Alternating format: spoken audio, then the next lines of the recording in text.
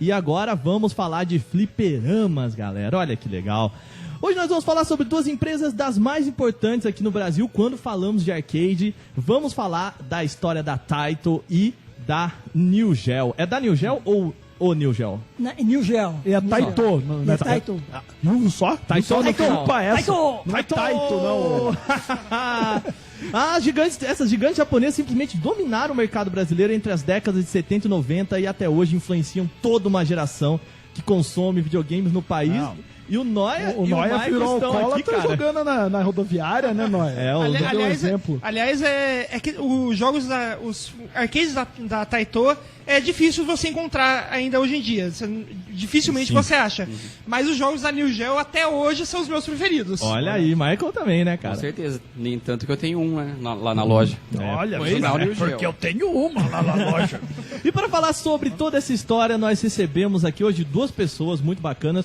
Primeiro é o Pier Paolo. Falei certinho o nome? Pier Paolo Cartotti, preciso, va bene. Olha aí. O Pier trabalhou como advogado tanto da Taito, né, quanto da New Geo aí, e vai contar pra gente alguns detalhes dessa história das empresas aqui no país, né? Seja bem-vindo, meu querido. Muito obrigado pela oportunidade. Acho que isso é um momento histórico. Olha aí. Porque existem muitas histórias contadas de forma, vamos dizer assim, diferente do que aconteceu. Diferente, se é diferente é errado, hein? Daí é polêmico. Diferente. Às vezes as pessoas contam versões sobre um fato. Uhum. E eu vivenciei a questão muito próxima, tanto ele é conhecido como Aba, né? Uhum. Os familiares e amigos mais íntimos chamam ele de Aba. Mas vamos contar essa história já, vamos lá? Aí a gente vai guardar o spoiler aí do negócio. Muito bem, Gumbos e Gumbas, vamos começando esse podcast. Não, calma. Calma. Quem é Aba? Quem é a Aba? Não, eu tenho que começar com isso. Aquele conjunto, então, vou subir. Cara, esse podcast vai começar com um Dancing Queen aqui. O Aba é o Abraham Kogan, que é filho do Michel Kogan, que é o fundador. Peraí, quem fundou? O Abraham ou o Michel? O Michel é o pai do Abraham. Ele fundou. Ele é o fundador, que vocês sabem que na época que ele... isso foi no Japão. Ele começou vendendo vodka, né? Ô, louco, sério? Vodka e amendoim. Nossa senhora. E aí, junto com isso, ele começou a criar algumas maquininhas de entretenimento. E aí que surgiu a Taito. Que a galera... Vodka com amendoim. A galera bebia vodka, ia no bar e bebia vodka, comia amendoim, precisava fazer alguma coisa, né? Pois é. E ele é russo, hein? Detalhe. Olha ele é russo, aí. morava no Japão. O que explica a vodka. O que explica bem a vodka. Então, foi criada em 1953 como... A vodka ou o amendoim? Não, a Taito. Tá. Ela foi criada de uma ideia do Michel. E vale lembrar o pessoal que realmente essa história, né, a gente fica brincando da vodka do amendoim, mas os arcades, a maioria dos arcades, eles eram colocados em bares, né? Em casas, digamos, era um entretenimento ali a mais de um bar, como hoje a gente tem uma mesa de sinuca. Tinha o jukebox também, acho que era um negócio. E tanto era assim, tipo, quando eu comecei a jogar videogames e jogar fliperamas, você tinha que fazer isso escondido dos pais, porque quando você falava pro pai que ia jogar fliperama, todo mundo, os seus pais já pensavam que você tava indo no bar, porque fliperama era... Você tava, né? Sempre foi coisa de bar, né?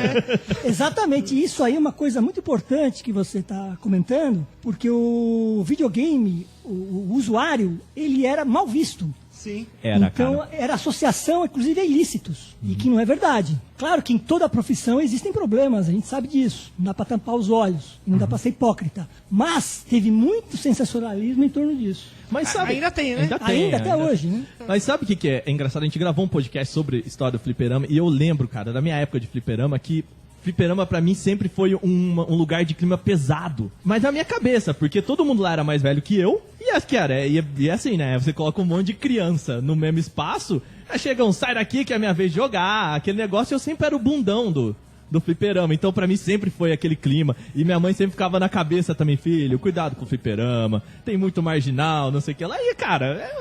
muito disso acho que vem do que o Pierre falou. A mídia cria uma atmosfera ali que é o que vai virar. É uma competição pra mídia, né? Agora, vamos lá. Nasceu em 1953 e aí o Abraham, né? Abraham Kogan. Ele que trouxe pro Brasil, é isso? Veja bem, a ideia, o pai era uma pessoa visionária e um empresário assim de grande capacidade. Então ele expandiu seus tentáculos E ele pediu para o filho, o Aban, vir para o Brasil. Vamos lá levantar e fincar a nossa bandeira. E aí o Aban começou a abrir, ele veio para o Amazonas e começou a abrir Amazonas, Manaus, melhor dizendo, e começou a abrir suas filiais por todas essas capitais. E vai lá, filho, vai lá, filhão, vai tomar conta do meu negócio.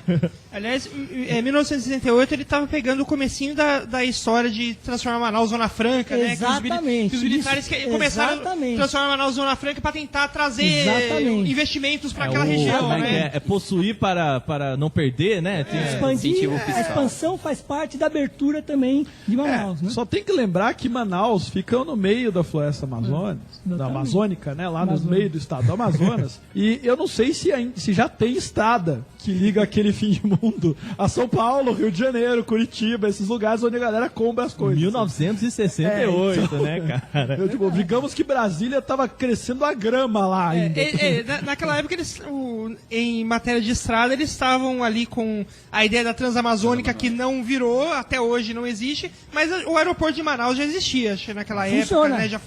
Ainda funciona e já existia naquela época. Você chegou aí pra lá? Eu era pequeno nessa época, era estagiário, mas eu me lembro muito bem como é que era difícil as coisas.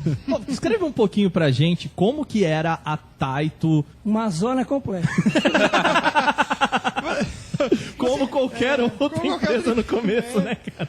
Você entrou na empresa que ano exatamente? Olha, 1971, 1972. Caramba. Então, Só que eu era estagiário de direito do advogado Mor, que era o meu pai que mandava eu fazer as coisas e eu tinha que correr para lá e para cá. Você era o menino do café. Era o boy de luxo. Era o boy de luxo.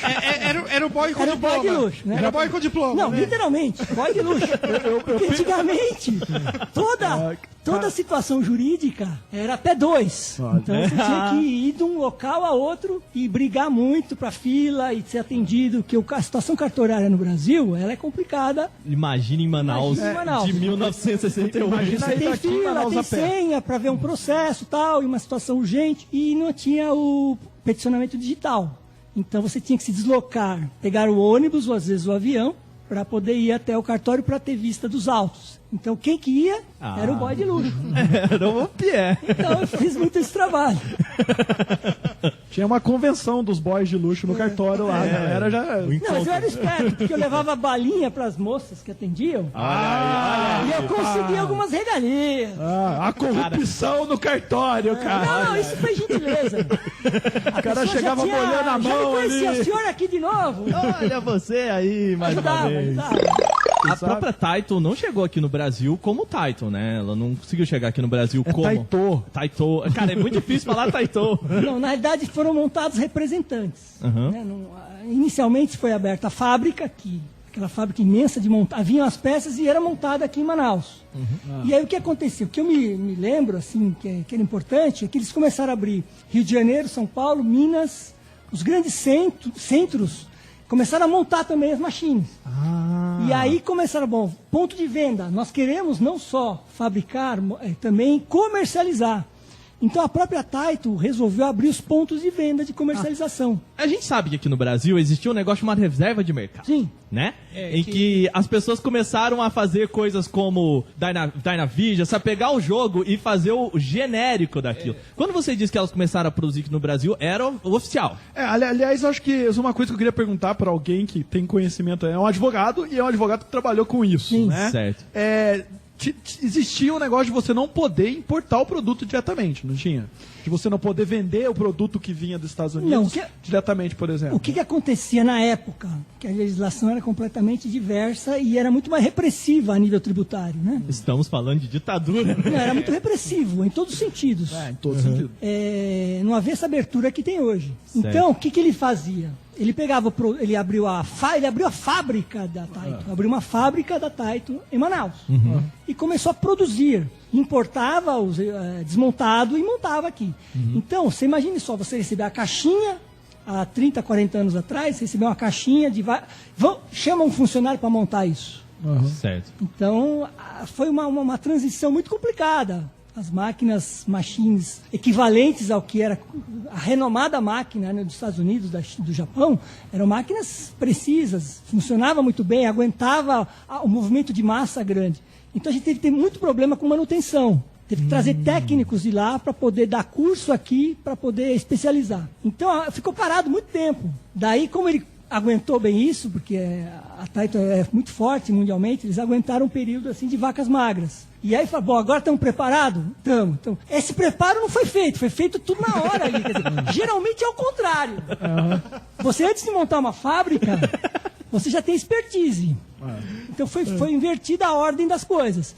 Montamos primeiro, agora vamos ver quem que vai dar manutenção disso. Não Olha, tem gente, ninguém. tem tudo aqui. Alguém sabe montar? Não. Então, foi uma situação meio estranha. Sem contar que eu acredito que essas peças pra montar chegavam, mas não vinha o esquema de como montava Não, elas, eu né? não cheguei lá. Não cheguei lá. Mas acho que nem poderia vir também. Né? Então foi vamos dizer assim, uma situação em que não digo mal previsto, porque as coisas foram acontecendo. E eu me lembro muito bem que quando abriu os pontos na Paulista, que o inaugural foi os pontos das lojas na Paulista. Olha. Não é da época de vocês, eu acho. Que O a quê? Paulista? Daquelas lojas de fliperama da Paulista. Cara, que era toda preta com vidro fumê. Mas assim, eu me recordo de algumas, digamos, réplicas dessas casas de fliperama que teve nas nossas cidades, Sim, enfim, sim. né? Mas o inaugural, aí, o início, o pezinho inicial foi na Avenida Paulista, onde chique, né? Um bairro, Bom. uma avenida Onde chique. normalmente é um grande Isso na década lançamento. Inclusive 70 seguindo o ainda. exemplo do McDonald's, né? Que a primeira Loja foi loja lá. foi lá, eles seguiram o mesmo princípio internacional. Isso na década de 70 ainda? Nós estamos falando da década de 70. Comecinho de 70, né? E comecinho de 70, E 72. é uma época que eu acho que talvez muito pouco se teria uma concorrência do console Não caseiro. havia concorrência. Né? Então, Zero. assim, pra jogar videogame você tinha que ir no lugar. Console caseiro não existiu, assim, se a gente for ver pelos registros históricos, né?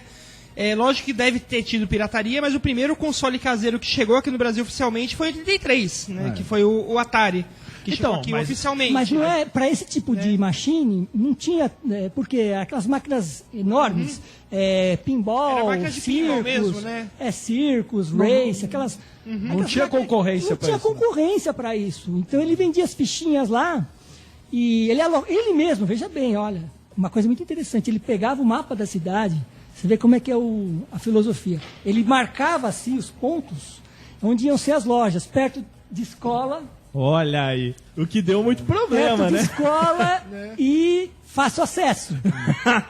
O né? que deve ter tido de moleque matando alma. Cara, mas tá errado isso? Não, O que foi a mesma estratégia copiada 20 anos depois pelas lan houses, né? Não, mas boa, não é, né? cara. Se o público-alvo deles era o público infantil, ele não ia pôr do lado da penitenciária. Não faz sentido algum.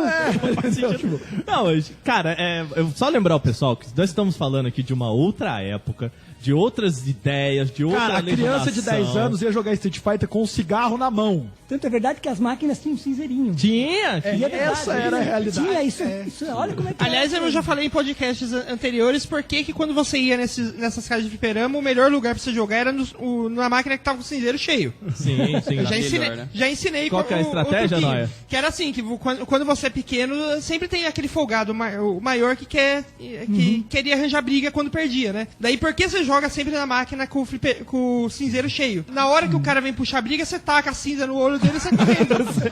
Estratégias do Noia. Guia de sobrevivência no É fliperama. isso que eu ia falar. É um ambiente hostil, cara. Mas é nada. Na época pra gente devia ser muito, né? Assim, Você pra imagina, criança, sabe? Aí eles foram pra São Paulo, né? Na Paulista. Começou os problemas. Então, mas isso, peraí. Como é que saiu de Amazonas e foi parar na São Paulista? Isso? Então, na realidade, toda a produção, Isso, porque você falou que não sabia nem montar o negócio lá. depois vencida essas etapas, que foram invertidas, venceu-se e o pessoal estava já especializado, Aprendeu-se a montar. aprendeu-se a montar e aprendeu-se a operar e aprendeu-se a fazer a manutenção. Veio um japonês lá Veio e... japonês. E tinha muito japonês? Você Tinha muito Mas, japonês. Pierre, que máquinas eram essas? Tipo, era uma máquina só que produzia Não, várias? era produção em série, Uhum. vários tipos de machines, que eram aqueles fliperamas grandes. Então, mas, por exemplo, pesados. você fazia pinball, Fazia pinball. só que, por exemplo, a gente sabe que o pinball, pelo menos os mais antigos, ele era uma espécie de máquina mecatrônica, né? Sim. O que é o mecatrônico? Ela é mais mecânica Sim. do que Mas eletrônica, Mas digamos tinha, assim, tinha né? a parte do painel, Isso. era toda eletrônica. Então, Ele mas, era um jogo mecânico que fazia contagem de pontos Isso. eletronicamente. mas vocês chegaram a fazer videogame mesmo, né? Que é aquele que a tela é muito mais... Isso foi depois. Né? Isso foi depois, mas aí já não era mais ele. Mas montava na mão isso? Montava na mão. Caraca! Tava lá, na tudo mão, uma bancada, claro que na mão, tudo uma bancada. Eu lembro que eu visitei, era uma bancada. E o pessoal tudo ali com aquele que solda no seu nome, que tava soldando ali. Os soldadores. Eu imagino, quem já pegou um fliperama das antigas, né? Um flipper mesmo, pesadão. né? Não um joguinho, um fliperama da bolinha mesmo, que um pinball, né? Que eles chamam de flipper por causa das artezinhas dos flippers, né? Mas, cara, aquilo a gente sabe que se não for bem parafusado ou bem montado, não serve pra nada, né? Porque a bolinha ela vai passar num buraquinho que se tiver desalinhado, o jogo não funciona. E na boa, cara. Não é simples, não. É o que você falou importante. É muito complicado. Porque parece fácil. Não é. Mas quando no ajuste final, até a questão do tilt e tudo, você vai ficar dando tilt o tempo inteiro. Não, e o tilt, Esse negócio do ajuste é fino, é sintonia fina. Não, e o tilt que ele fala é o marmanjo vir e dar uma puta numa porrada na lateral da máquina e aquela porcaria não estragar. Eu nem né? sei se ele sabe, a juventude sabe que é tilt, né? Não, um termo que não sei se... Vamos lá explicar pra galera. O tilt, o famoso tilt, é justamente para aquele break onde a máquina fala, para, isso eu não aguento, né? É, porque o pessoal, sei lá, a bolinha, às vezes acontecia da bolinha... Tem que bater, veja, faz parte do pinball esses impactos na máquina. Sim. Só que existe um limite. E é o tilt. Você bateu muito forte. Não, mas eu falo assim, do impacto de apertar o botão com força, mas a galera enfiava porrada havia mesmo. Também né? Balançar, o tranco ali no... Valia dar uma fornicada. Eu não sei que fliperama é esse, mas ali rola na machine. Aliás, também... Porque... Não, depois te conto. Como é que funciona? Cara, peraí que... Funciona o babado. Agora minha mente se expandiu à loucura aqui. Você acha que tinha tantas bolinhas por quê, cara? Você vê que as balinhas no cartório davam muito mais resultado do que eu imaginava.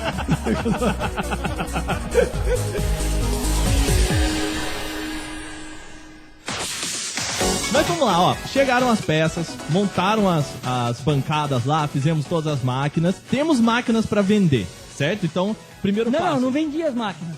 Ah, não? Ele era esperto. Olha aí, ó. O que ele fazia? Ele mesmo locava o imóvel e colocava as máquinas lá em comodato.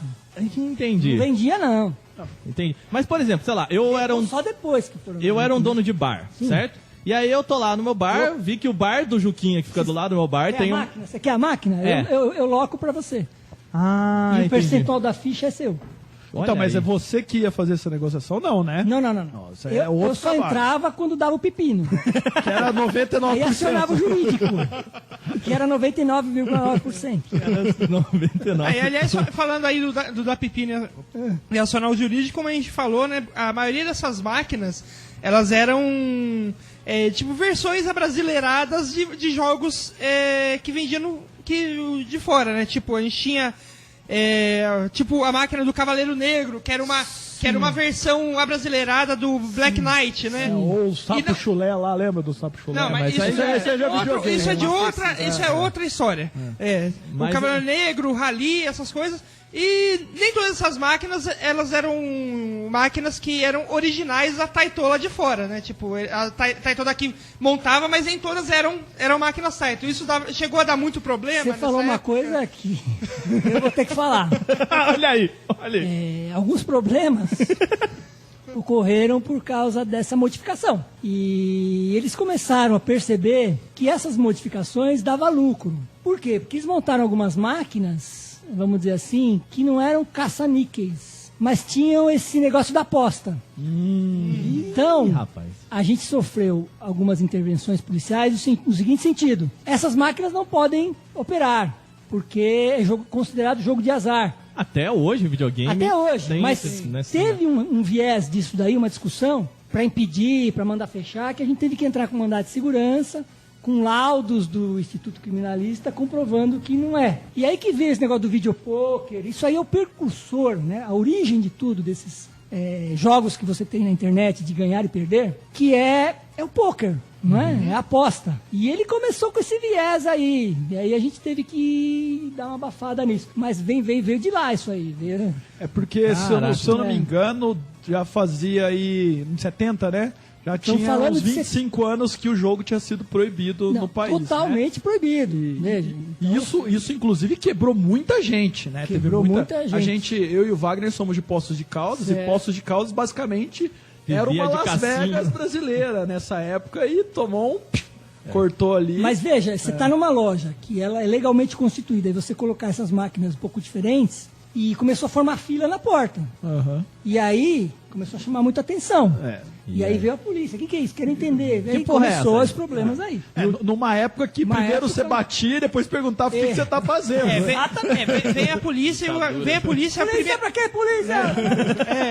Não, Tô falando brincando, porque Mas é hoje assim. eu tenho que brincar. Mas que gente, me deu uma suadeira. Imagino. Não, Eu perdi todos os meus cabelos. Não, ainda que a polícia dessa época, que se hoje a galera já acha a polícia meio brucutu, naquela época era, sei lá, 10, 20 vezes pior, né? Muito pior. Muito pior. E a polícia chega no lugar, tem um monte de crianças colocando moedinhas numa máquina que pisca, né? Exatamente. Então, não é um negócio muito... A primeira impressão Até não você entender, não é né? muito... Até entender aquilo lá, E o né? Ministério Público, que é um fiscalizador da criança, né? Ele é obrigado, ele é a pessoa que cuida. Então, está envolvido menores na situação. Opa! Ih, rapaz. Sim, Já viu, né? complica mais.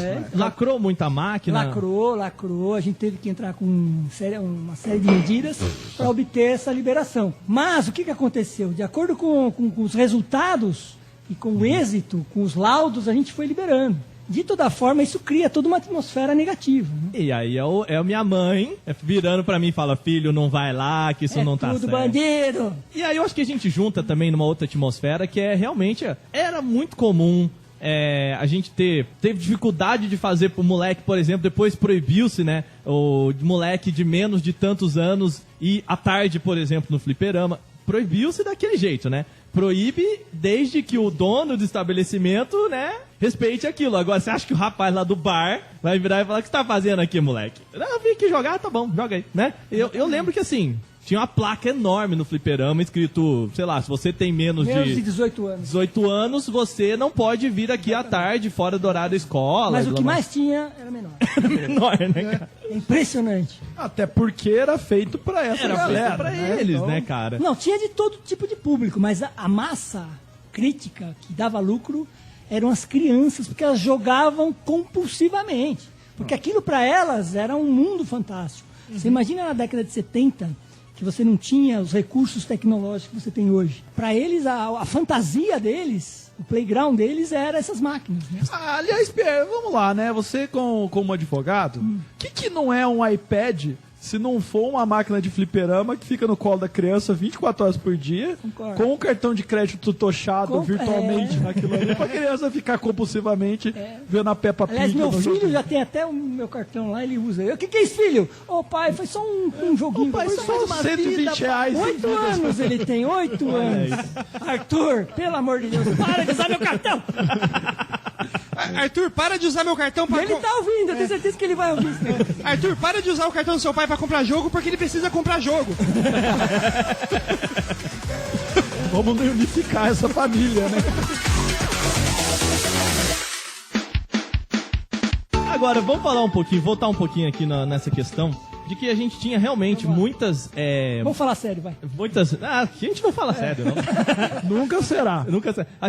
Vamos falar um pouquinho sobre essa história, cara, porque realmente aqui no Brasil a gente teve muitas, digamos assim, muitos clones de jogos, de máquinas, de videogames e tal. E eu queria perguntar duas coisas. A primeira delas, as máquinas da Taito foram muito clonadas, foram muito, assim, vocês viam que chegou aqui no Brasil cópias do que vocês faziam, e vocês chegaram a puxar ideias, tipo, lá nos Estados Unidos tinha um fliperama, vamos fazer, que nem o Noia falou, lá o Black Knight, vamos fazer o Cavaleiro Negro aqui, e o dia que reclamar, a gente tira do mercado. O que você tá falando é uma coisa que eu vou revelar, que foi muito chato, assim. Porque o Aba, ele é uma pessoa de coração aberta, não sei, ingênuo, não sei definir exatamente qual que é a mentalidade dele. Mas ele chegava numa mesa assim, abria todo o plano dele para pessoas que tinha acabado de conhecer. E falava, não, você é um cara bacana, gostei de você. Eu vou te dar uma filial, uma representação para você. E a gente botava a mão na cabeça, eu olhava pro meu pai e falava, o que é isso? Ele nem conhece direito essa pessoa e já entregava todos os planos. Então o Aba foi muito roubado. Olha aí. Mas cara. literalmente roubado, porque ele entregava tudo de mão beijada. Como fazer? Como fazer? E falava, não, depois a gente acerta, depois a gente assina. Opa, não, depois assina não, assina agora. E o advogado do lado Assina fala, agora! Pelo amor de Deus! Posso, tudo bem, você gostou dele, eu não posso impedir isso como advogado, mas eu posso alertar e os procedimentos vão ser esses. Evidentemente que deu problema e ele foi roubado, inclusive posteriormente sofreu até uma tentativa de sequestro e extorsão. Caralho! Pelos próprios funcionários. Caraca! Isso que motivou ele a ir embora do país, não porque ele era um playboy, não porque ele era um bom vivan, foi porque ele sofreu... O cara ficou desgostoso. Ficou desgostoso. E ele tinha ele era uma pessoa assim, ele chegava, gostava de você, eu vou te dar um carro, vou te dar, abrir uma loja em seu nome, porque você é um cara legal. Ele é coração aberto. E isso em 1970. Então isso foi visto como, ele é um bobão, vamos aproveitar dele. Vamos Vamos deitar. montar em cima. Alguns aproveitadores, né? Não estou dizendo todos os funcionários. Algumas pessoas infiltradas causaram um prejuízo muito grande e ele ficou muito aborrecido com isso. Tanto é verdade que ele sofreu essas ameaças para achar que iam tirar dinheiro dele. E aí nossa recomendação, nós prendemos todo mundo, teve uma operação policial de grampear os telefones. Nossa, E nós pegamos todo mundo em flagrante, passando o dinheiro, como se ele aceitasse a chantagem então pagar. vocês não mexem comigo, eu vou dar dinheiro para vocês, né, extorsão. Então eles foram todos presos e condenados. Olha Mas aí. mesmo assim, ele e a família dele achou melhor ir embora. Ele se casou aqui e mudou-se para o Canadá. Então, olha aí. Caraca, Então foi uma situação um pouco estressante, que foi muito pouco forte. estressante. Quando termina com todo mundo preso. Então, às vezes isso aí que está na mídia, às vezes a história dele não conta isso. Caraca, Ele era visto muito como estressante. playboy, visto como bom vivan. Ele até era, tá? Veja, não tô aqui para também O que defender. também não é um crime, Também né? não é um crime agora. Dizer que ele era só isso, não. Ele era muito inteligente e o defeito dele é ser muito bom com as pessoas. E essa saída dele foi ali naquela época de 85, quando ele fechou a Taito? Exatamente, ele fechou.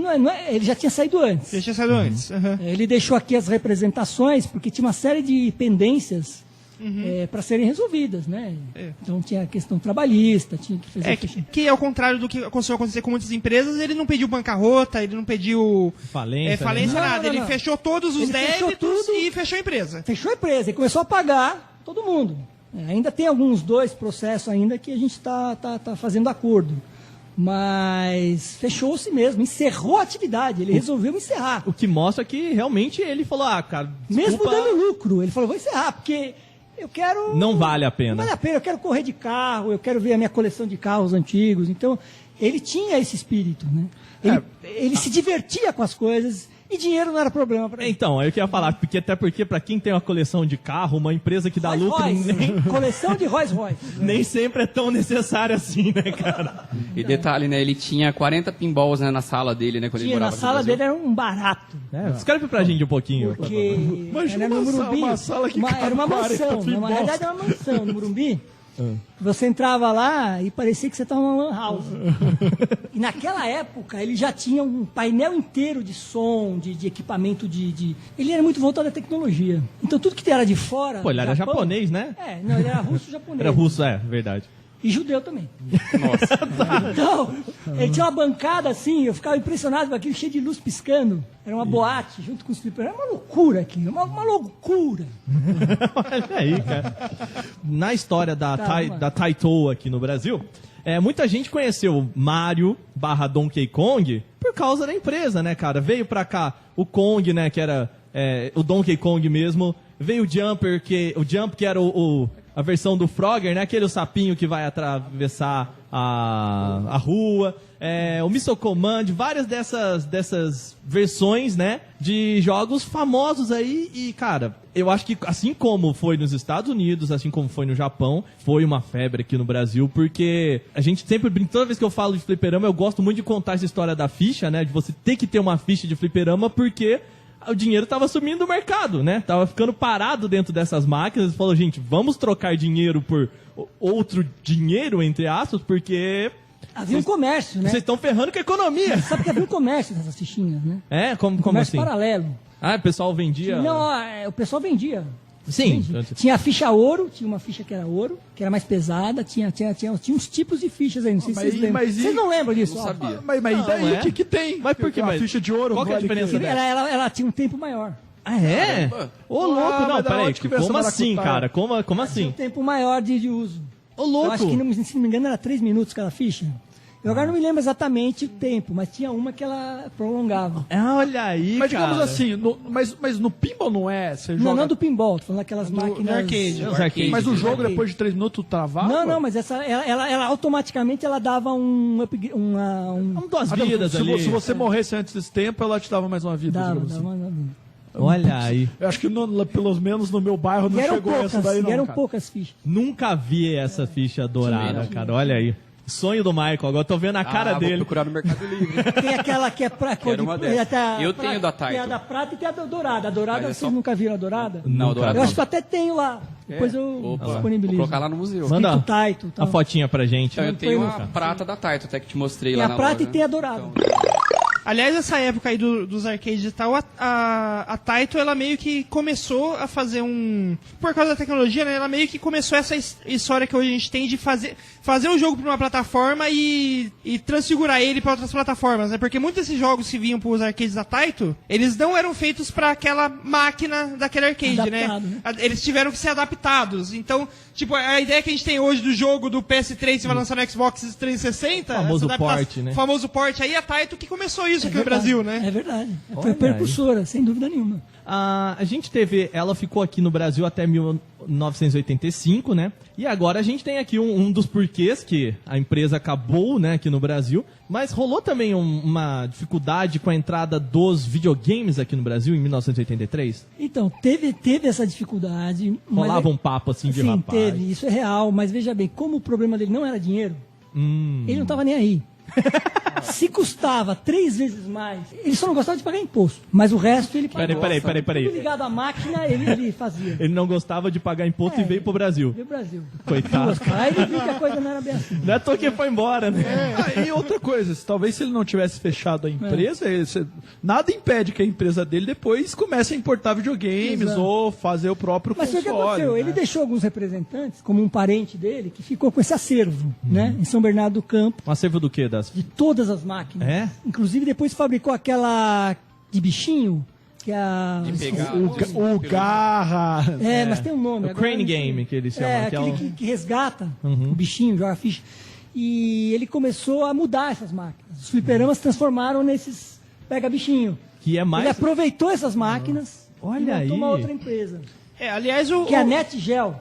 na época que ele saiu do Brasil, ele tinha criado. Ele saiu daqui, mas criando uma outra empresa em parceria com o Play Center, que Sim. era a Playland. É o- Playland. Que Essa é a- Play, não, ele era, inclusive no shopping, era no shopping. Isso, que era. Tem Playland Que aqui em Bauru. aliás, eu acho que é a maior franquia de lojas de fliperama do Brasil. Tipo, eu mesmo joguei. Muita da grana que eu dei pra ele foi por causa da Playland. Que é o famoso fliperama de shopping. Fliperama que de é. shopping. Sim. E hoje é essas casas feitas para criança com outros brinquedos. Vamos explicar para o que é isso, né? Você é pai, você vai no shopping, você tem que despejar o moleque em algum lugar, fazer compra. vai fazer compra e é esse o lugar. Joga lá. Você deixa ele se É entretendo lá. Hot Zone. Hot Zone, né? Você deixa o moleque lá e vai fazer o que você precisa fazer, volta e pega ele. É um alívio. A Taito ainda existe? Ainda existe, sem dúvida nenhuma. Muito É? forte no Japão, principalmente nos Estados Unidos. E mesmo... Na América do Sul, eles fecharam as atividades. Mas ao Mas mesmo... ela faz o quê? É. Fliperama? Não, tudo que você imaginar. Até produtos de camisa, tudo, relógio. Tipo tá- 3M, Mas assim. relacionado ao videogame, né? Que você não é faz- tudo. Não, claro, tudo relacionado ao videogame. Relógios, bonecos, brinquedos, fliperama, videogames em É si. um grande negócio. Atualmente o arcade mais moderno que tem lá no Japão se chama Taito Type X3, que é o que roda Ultra Street Fighter. É o que vai rodar aquele Pokémon Fighting também? É esse daí, é da Taito mesmo. Só que Olha. o jogo, a mídia do jogo hoje do arcade é o HD. Ah, tá. Que o jogo é bem pesado. É um arcade que pelo que a gente vê, ele tem o tipo de capacidade parecida com o do PS4, mais ou Isso, menos. na verdade, o arcade o que é? da atual geração, né? É um computador customizado para aquilo lá. Ele roda Full HD, tem uma placa de vídeo muito boa. Entendeu? Acho que, não lembro qual programa pra trás, a gente falou um pouco disso, né? Do que o arcade, ele sempre vai estar, não sei como é o panorama hoje, mas ele sempre vai estar à frente do console. Né? Tá Eu não sei se hoje ainda tem uma procura muito grande. Aqui no Brasil, acho que quase com certeza não tem mais aquela procura. Não sei no Japão. Mas, por exemplo, um simulador de carro de corrida, né? Às vezes, se você tem um arcade, dá pra você fazer ali um simulador, que é aquilo que a gente vê na internet, né? Que o banco, ele inclina pra dar a sensação de aceleração, né? E tal. E, poxa, é uma pena a empresa ter saído do país, porque talvez fosse a empresa que pudesse fazer esse tipo de coisa, né? Então levar talvez num Play Center ou no, como é que chama aí, o Playland, né? Isso. Você tem esse tipo de simulador de avião e de simulador de corrida que eram muito famosos, né? Eu lembro desses simuladores que eram equipamentos que, poxa, ocupavam metade da sala que a gente tem aqui e a galera se divertia bastante com uma ficha bem cara, né? Aliás, antes da gente matar a Taito aqui... Olha aí, não, cara, tá muito viva. Tipo, olha como a gente... Até onde a gente foi, que bacana isso. Virou um podcast de assassinos. Que legal, cara. Antes da gente matar a Taito aqui e partir pra falar da Neo Geo, é só uma dúvida que eu tenho. Eu não sei se você... você pode falar que assim, antes da SEGA ser da Tectoy, a SEGA era uma marca da Taito. Sim. E até hoje há uma lenda de qual que é o valor de que a SEGA foi vendida, né, pra Tectoy. Eu não sei se você pode falar esse valor, se quebrar essa lenda. Eu não sei se você sabe qual que pode ser esse valor. Tem gente que fala que é coisa de 100 mil reais, tem gente que fala que é coisa de 1 milhão de reais. E é uma lenda assim que não eu acho que reais não eram, mas ok. Não, equivalente. Né? Equivalente aos dias de hoje. Eu não sei se é uma lenda que ninguém sabe muito bem explicar. Já vi algumas entrevistas com ex-funcionários da Taito e nenhum deles sabia dizer, ou sabia ou podia dizer exatamente qual que era a realidade dessa lenda aí. Eu não sei se você sabe ou pode dizer também. Se não puder, não tem problema nenhum. Eu deixei o contrato no escritório, mas na próxima vez eu trago. Você demorou muito na pergunta, deu tempo dele pensar numa resposta. A gente entendeu. Sim.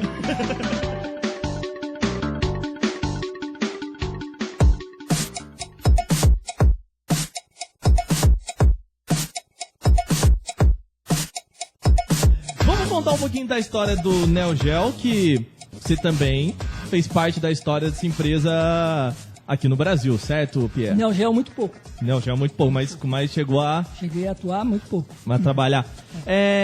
A gente tem a Neo Geo, foi fundada lá no Japão em 1978 e chegou aqui no Brasil em 93, né? Também trazendo a máquina e que é o braço brasileiro aí, o Neo Geo é o braço brasileiro da SNK, trazendo todas as máquinas de SNK e a porradaria, né? Que basicamente foi o que trouxe de volta os arcades aí, Street Fighter, Street Fighter não, né? Neo Geo é The King of Fighters. The King of Fighters, The King of isso. Fighters, Fatal Fury, o Metal Slug, que também fez muito sucesso. E você chegou a trabalhar lá há quanto tempo? Não, eu atendi um diretor para fazer medidas jurídicas e mandado de segurança. Então o meu acesso era externo. Não foi como a Taito, que eles me pegavam e me levavam para dentro da empresa. Entendi. Então foi uma coisa de cliente, contratação desse advogado para fazer um determinado ato jurídico. Um pouquinho mais distanciado. Foi um pouco mais distanciado, então não tenho informação. Assim. Então, mas isso foi depois. Depois que você parou de trabalhar na Taito. Sim. Não, eu continuei trabalhando na Taito até 1994. 94. Mas aí já era tipo trabalhando na parte jurídica do fechamento da empresa, exatamente. Né? Que é um processo que demora. 1994. Mas e que, por exemplo, você falou aqui que a Neo Geo te acessava, né, para resolver problemas jurídicos, né? Sim, eu fui contratado. E o que eram esses problemas? Problema de lacre de empresa, problema de pirataria, problema de jogo de azar. Então tinha umas de locação. São coisas de advogado mesmo. Qualquer empresa tem. Né? De situações onde você tem que tomar uma medida jurídica. Então eu estava distante de toda essa discussão, da empresa. Era um contratado. Você está contratado para fazer uma determinada situação. E aí nessa década de 90 aí já estava... É uma década também que acho que os arcades sofreram muito, né? Assim como... Tinha uma perseguição às bruxas.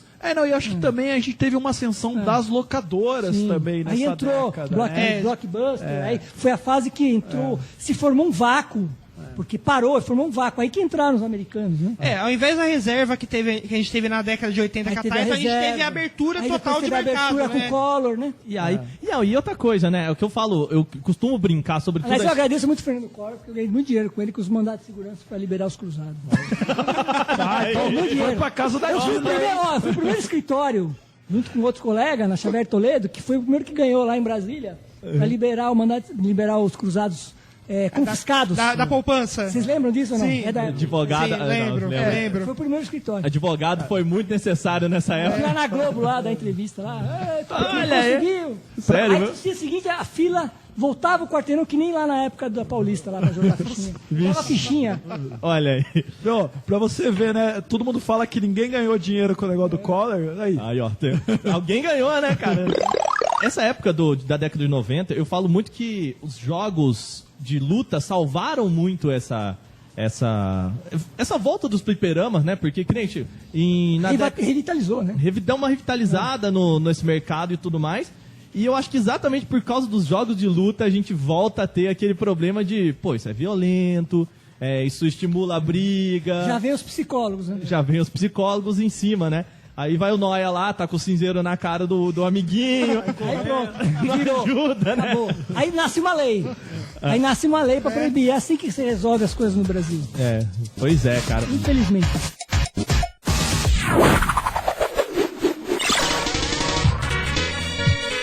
Eu queria falar com você. O Abraham, ele ainda é vivo. Claro, ainda ele sofreu um acidente de carro agora. Ô, louco. Faz uns 3 meses, mais ou menos, né? Agora, uns 3 meses. De Fórmula 1, que ele se meteu a correr de Fórmula 1. Como assim? E aí... Ah, não, para com isso. Tem um vídeo aí dele. Tem que conhecer esse cara, mano. E tem um vídeo, né? Se eu colocar acidente, Fórmula 1, Abraham Kogan, vocês vão ver. Ele é cena com a mão assim, tô bem. Mas ele não corre profissionalmente. Profissionalmente. Se meteu profissionalmente. Nossa, em circuito de Fórmula 1. Fórmula 1. Não, circuito de Fórmula 1, mas nas categorias menores de Fórmula 1. Não na categoria. Não é na nas categorias principais, né? Não é na principal. Pelas vezes Mas ele tá bem, né? Só perguntando. Tá bem. Tá bem. Ah, então tá. Esse cara é o Tony Stark, mano. Não, aliás, pelas minhas pesquisas, quando ele saiu daqui do Brasil, ele tinha ido pra Mônaco. Ele continua lá em Mônaco? Ele mudou já. Mudou? Não está mais em Mônaco. Mônaco Ele não mora tinha em mais Mônaco tanta também. graça. Mora em Mônaco também. Também. Eu tem bastante ouvi graça. dizer assim, tá rolando na boca miúda, chegou aos meus ouvidos, que você tem um certo grau de parentesco com Sim. o Abraham, né? Foi casado com a minha irmã. Foi casado com a sua irmã. E aí, cara, é brother ou... É um cara, como eu falei, ele é uma pessoa muito espiritualizada. Nós perdemos contato, assim. Ele mudou. Depois que ele saiu do Brasil, vocês perderam bastante Só contato. por e-mail e tal. Quer dizer, perdeu O contato. interurbano pra Mônaco é caro. É complicado. Mas na época a gente tinha bastante contato, assim, muito próximo. Depois que ele foi embora do Brasil, ele chegou a voltar alguma vez? Não voltou mais. Nenhuma vez. Também, Nem né? quer mais, né? Saiu Depois do trauma, né?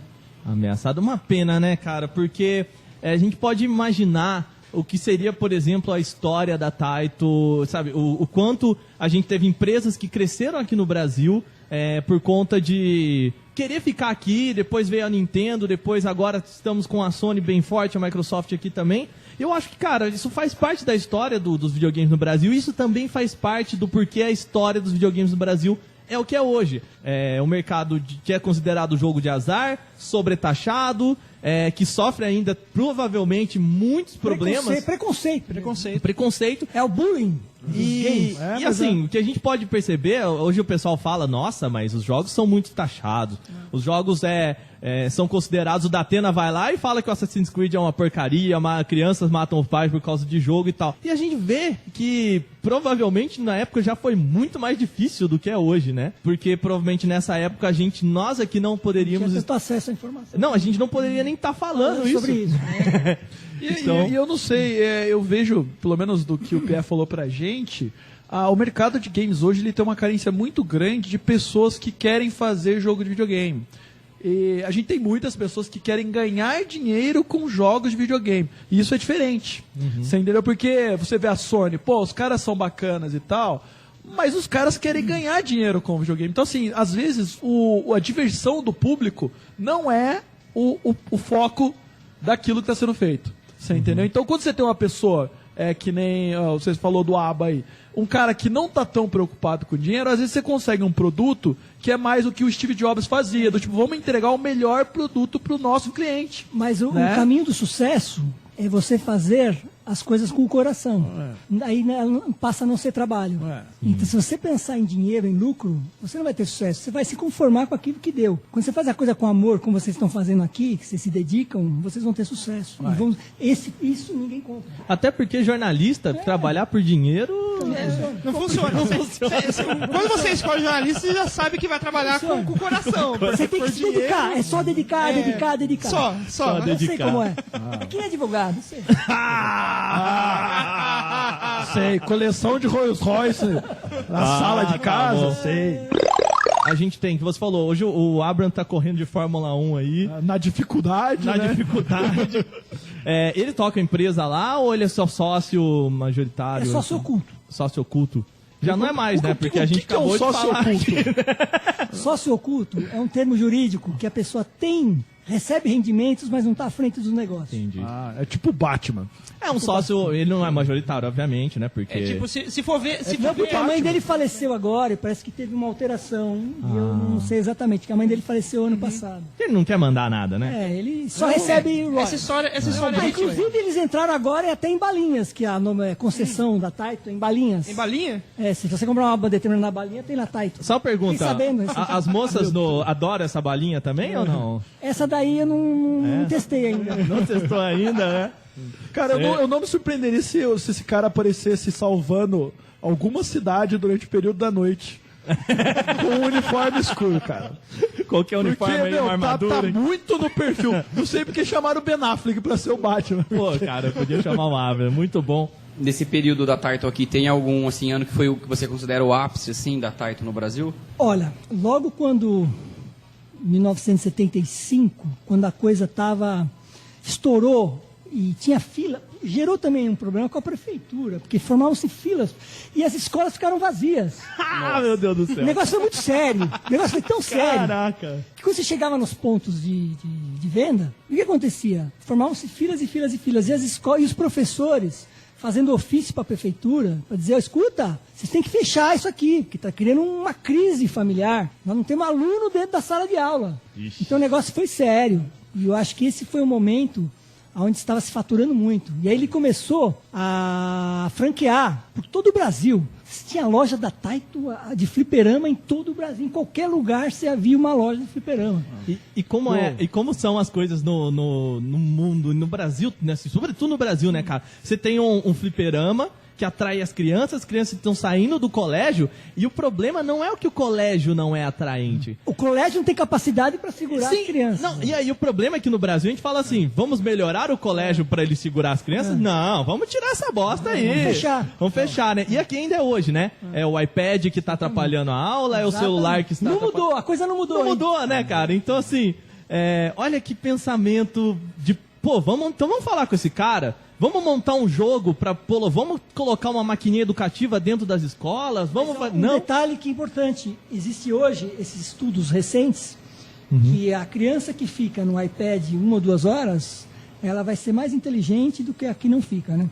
Porque ela desenvolve habilidades sensomotoras e isso repercute no trabalho posterior, na profissão que ele vai escolher. Eu tô falando Nós vivemos no mundo digital, né? Pô, eu tô falando isso, cara, porque...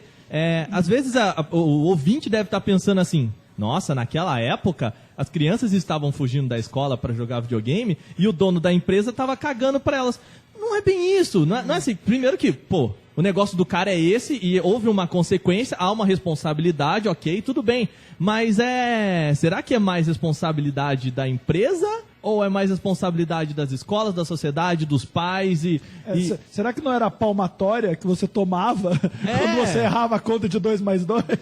Será que não é a régua que estava jogando, a reguada que você levava que estava fazendo as crianças não ir pra escola? Ou ensino obrigatório de francês para uma sociedade que não tinha nada a ver com isso? Então, assim, sabe, às vezes o pessoal pinta muito os donos, né, o Steve Jobs, o Abraham como, nossa, filho da puta, playboy, que não tá cagando pra sociedade, mas não é bem isso, né? São pessoas como a gente, né, cara? São pessoas que, provavelmente, o cara, depois, ele deve ter conversado com vocês, com um amigo, com alguém falando, cara, molecada tá saindo da escola pra jogar o meu jogo, mas eu vivo disso, e aí, né? Então assim, cara, vamos parar um pouco também de demonizar essas pessoas, que elas são também pessoas e talvez a gente tenha que olhar um pouquinho de como a gente consome isso, né? E, cara, fazer o seu serviço bem feito, talvez não seja... A não ser que o seu serviço seja vender drogas, acho que não é ruim pra sociedade, você entendeu? O cara... Por exemplo, se você vende um produto bom e as pessoas estão querendo comprar... Cara, é porque você tá fazendo um serviço bom. Como você falou, se a escola não está boa, é óbvio que as pessoas vão deixar de... Pois é. A relação acontece mesmo, né? E a molecada fugindo da escola. Então, e aí isso saiu por... O que você está falando é muito importante, porque você está tocando o dedo na ferida, o limite das coisas. Uhum. É a obrigação do pai por limite. Uhum. Não é a obrigação da escola. A escola ela é um coadjuvante. Ela ajuda, Ela né? ajuda, mas não é função dela. O pai é que educa. Então ele fala, meu filho, é o seguinte, você vai jogar a determinada hora, tanto tempo, tanto dinheiro. Isso é bom para a pessoa se tornar um ser humano melhor. Uhum. E não simplesmente proibir, falar, não faça isso. Quando você fala não faça isso para uma criança, para um jovem, você está dizendo para ele, meu filho, faça isso. A hora que você fala, a hora que você chega, você pode fazer tudo, menos isso, a única coisa que a criança quer fazer é exatamente aquilo todos os Esse momentos do tabu dia. já caiu. Hoje a gente sabe que isso não funciona. Aí eu vou falar pra você, cara, o tal do fliperama é um lugar educativo. Teu pai te dá R$5. Você vai lá, em 5 minutos você gastou R$5. Você volta pro seu pai e fala, pai, eu gastei tudo. Ele falou, filhão, você tinha meia hora, mas você gastou tudo em 5 minutos. Vamos embora, assim, entendeu? Mas se você der mais R$5, é lógico que o moleque vai achar que dá uma fonte infinita de dinheiro.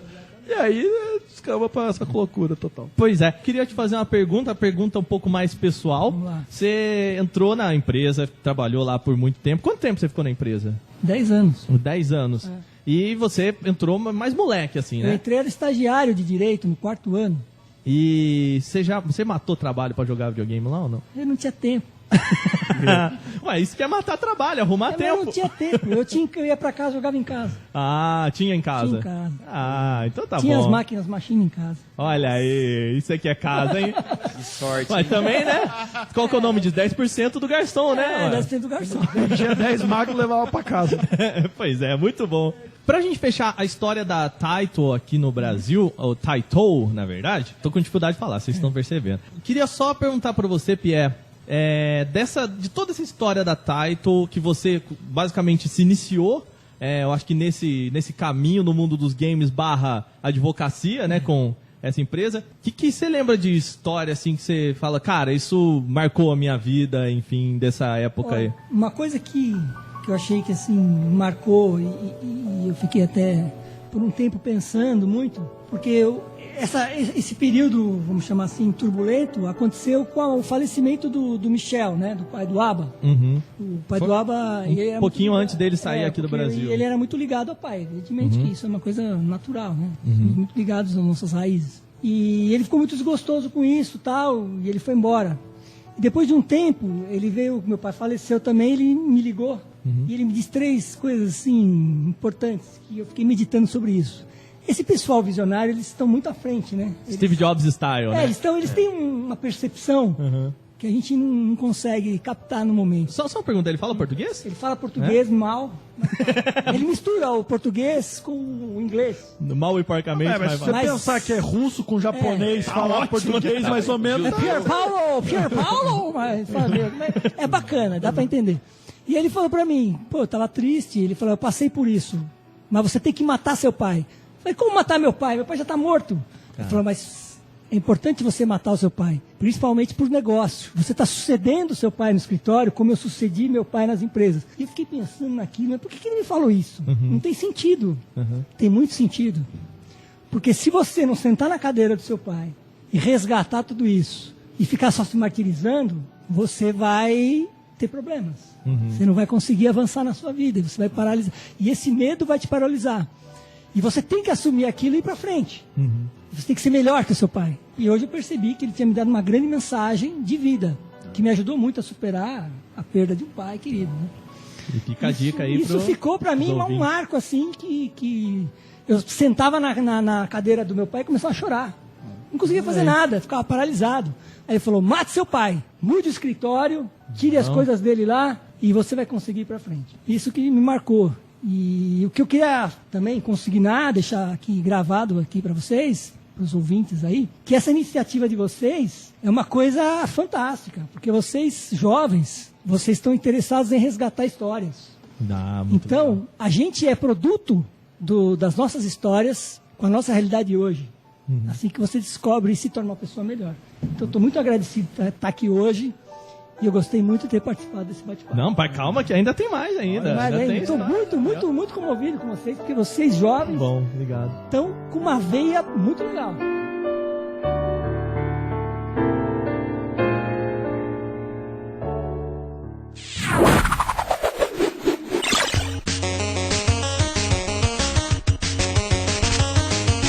Muito bem, pessoal, vamos para o momento mais empolgante desse programa, o momento mais legal, o momento mais bacana, o momento do Player 1, o momento em que as pessoas falam com a gente. E pra falar com a gente é muito fácil, só mandar um e-mail para contato@oplayer2.com.br ou usar qualquer uma das redes sociais aí, principalmente o fórum do Player 2, que é a rede social do Facebook, o grupinho do Facebook mais usado pela galera, né? Muito bom, cara. Antes da gente ler os e-mails do pessoal, eu queria agradecer mais uma vez a participação tanto do Pierre quanto do Maicon e pedir pra vocês, cara, primeiro pro Pierre, quem quiser entrar em contato com você, talvez por fazer alguma pergunta que a gente não tenha feito aqui. Talvez tenha um problema judicial com videogame. Ou talvez você que aí ainda tá com aquele problema com o Collor, né, e tá precisando aí de uma Algum cruzado novo guardado. Agora tá na moda o Collor agora. Agora o Collor, Casa né? da Dinda, tinha fliperama lá, tô ligado. Com certeza.